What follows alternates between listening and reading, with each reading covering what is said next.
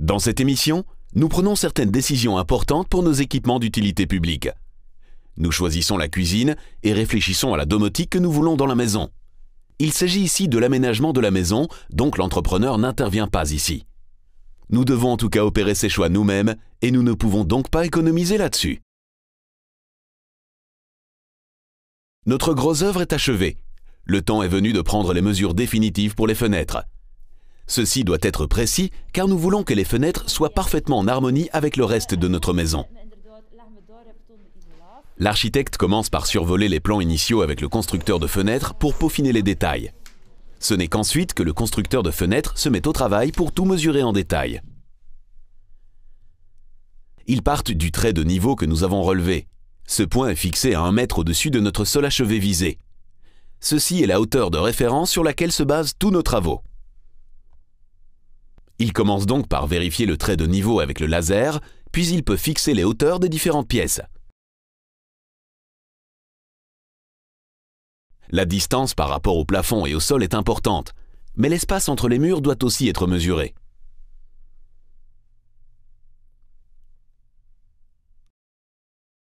« 2610 »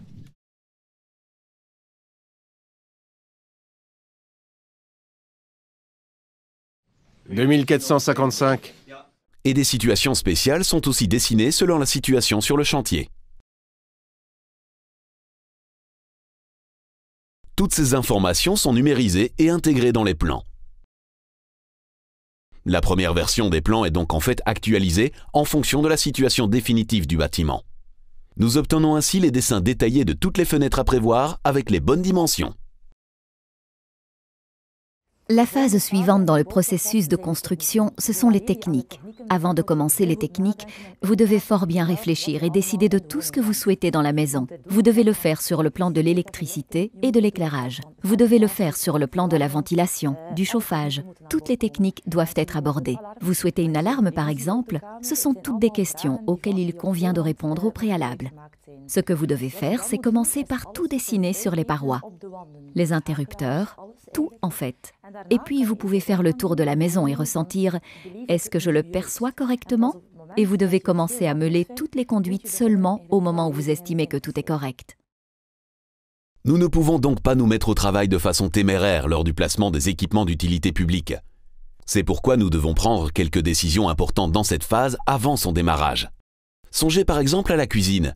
Nous devons connaître l'agencement de la cuisine pour pouvoir prévoir l'eau, l'électricité ou les évacuations aux bons endroits. Pour prendre une décision, le maître de l'ouvrage se rend chez le fabricant de cuisine. Il peut ainsi glaner les informations nécessaires sur place afin d'opérer un choix. Vous commencez donc de préférence par explorer l'offre. Un conseiller peut vous guider et vous montrer les possibilités. Naturellement, nous pouvons opter pour une cuisine rustique ou une cuisine épurée. Ceci est une cuisine rustique en MDF laqué, avec de nombreux accessoires, une construction de cheminée, des rayonnages, un réfrigérateur américain, un évier en pierre naturelle.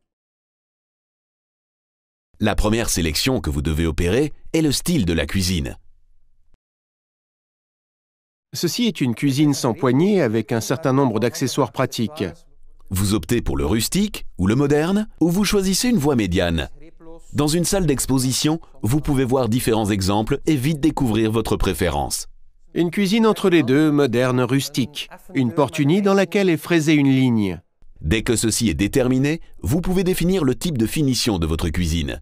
Ici aussi, plusieurs options sont possibles. Brillance, verre, stratifié pour les portes, et granit, marbre, stratifié frontal coloré dans l'âme, et bien d'autres encore pour le plan de travail. Et vous pouvez aussi adapter la finition des champs et l'intégration de l'évier par exemple, selon vos souhaits. J'ai déjà pris le plan.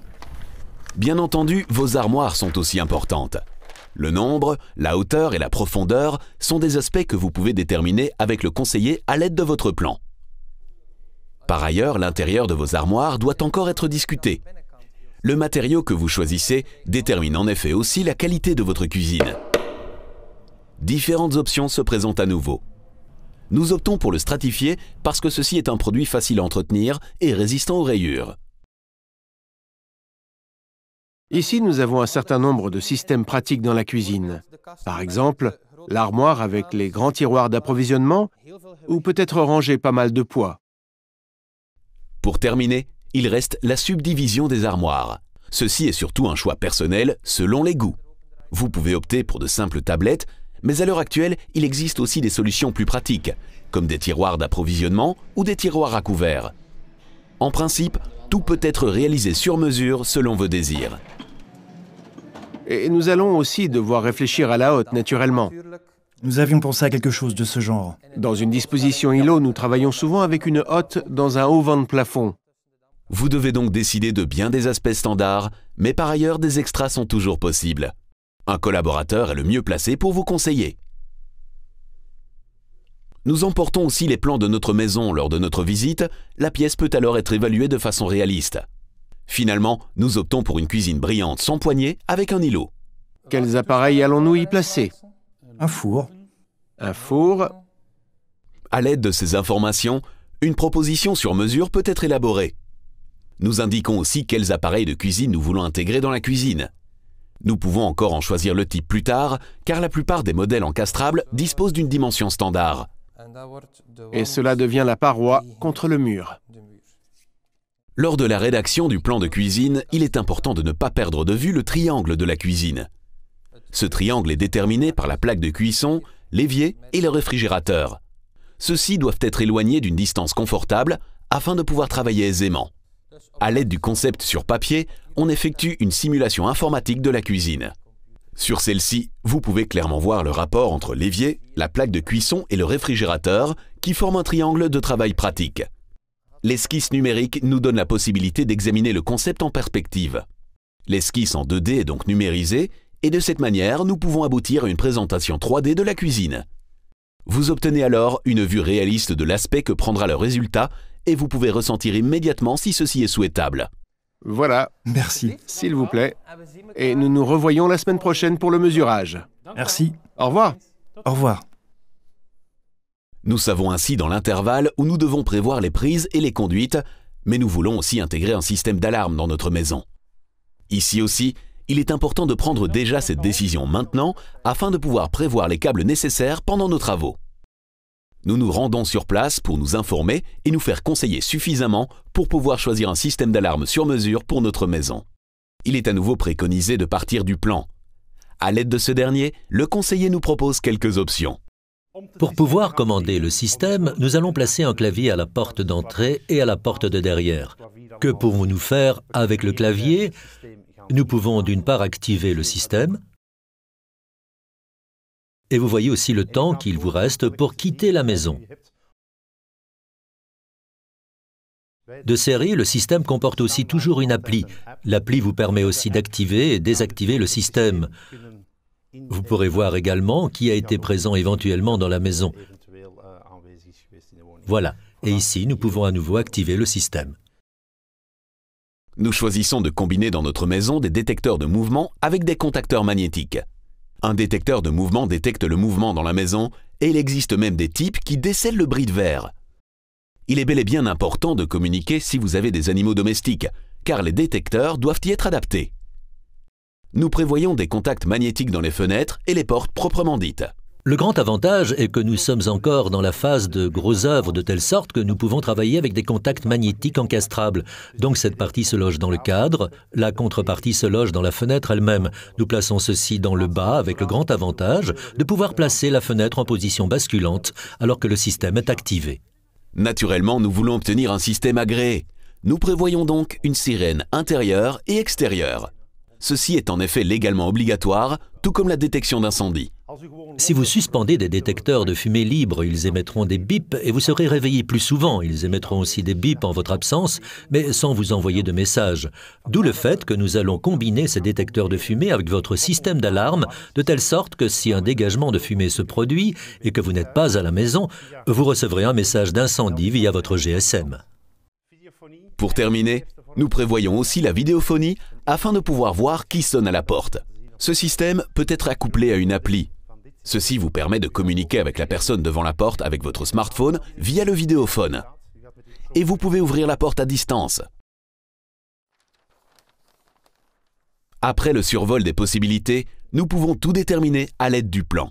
Le clavier de la vidéophonie peut-il être placé dans la cuisine? Bien entendu, vous le placez où vous le désirez. Le mieux est de toujours le faire là où vous êtes le plus présent. Nous pouvons encore poser certaines questions ciblées sur notre maison. Le nombre de détecteurs et leur emplacement peuvent être optimisés et nous parvenons à la solution la plus efficace.